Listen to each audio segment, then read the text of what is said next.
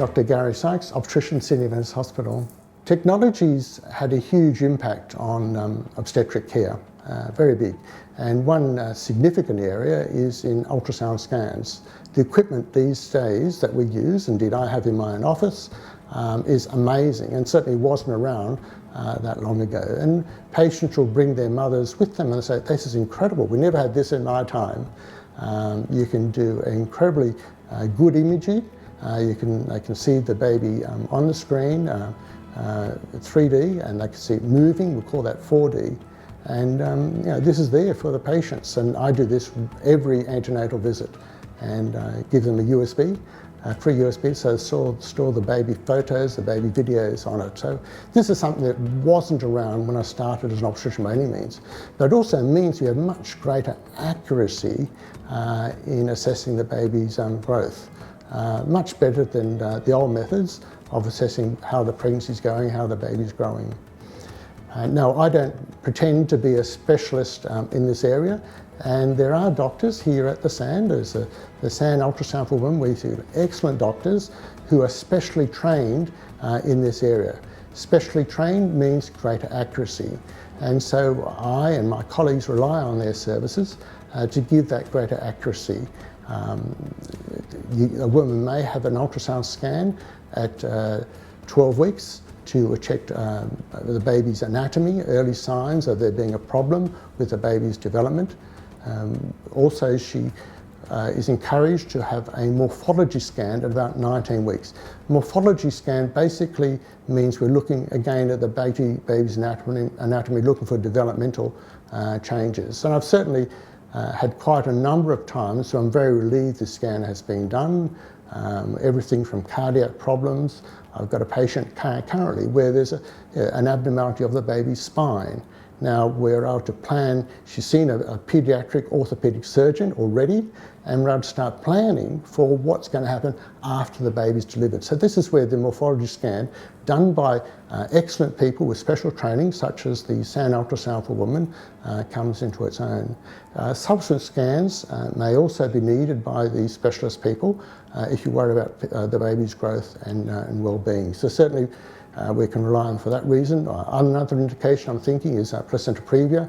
If the placenta is unusually low, covering the cervix. So you do need to call on these other people to support you in pregnancy care of the patient as the situation dictates. Fetal monitoring is done in labour. With fetal monitoring, we are checking two parameters. We're looking at the baby's heart rate pattern and also uterine contractions.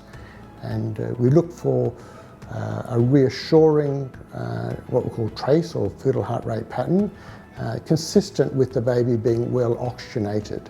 If we see an abnormal pattern consistent with the baby not being well oxygenated, we call that fetal asphyxia or fetal distress, then that's a concerning indication that may warrant an operative vaginal delivery if she's in second stage, or if it's in first stage, a caesarean section delivery.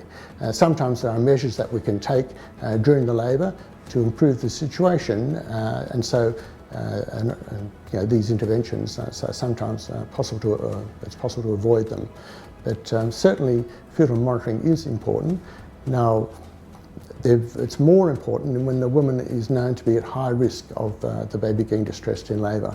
So you've got low risk and high risk. If it's what we call a low risk patient, then it's done intermittently, and certainly she can have periods when there's no monitors attached at all to her. But if there's high risk, then certainly should be continuous monitoring.